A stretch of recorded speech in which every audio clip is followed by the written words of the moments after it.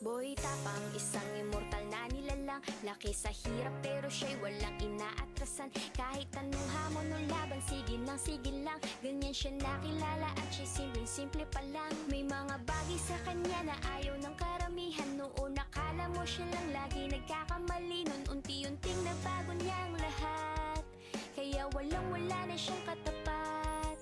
Mga nakapaligid sa kanya ay tunay na tunay, kaya nung makamit niya tagumpay, nagbibigay pugay. Lahat ng sinamahan siya nung una hanggang ngayon. Ngayon natutulungan niya na rin lahat ng mga yon. Lumipas ang ilang taon, nagbunga pa ang mga yon. Sa di inaasahang tagumpay, mas lumobo pa yon. Ang dami niyang tinulungan, pamilya niya't kaibigan. Mga biyaya'y binahagi din sa pwedeng tulungan. Boy Tapang,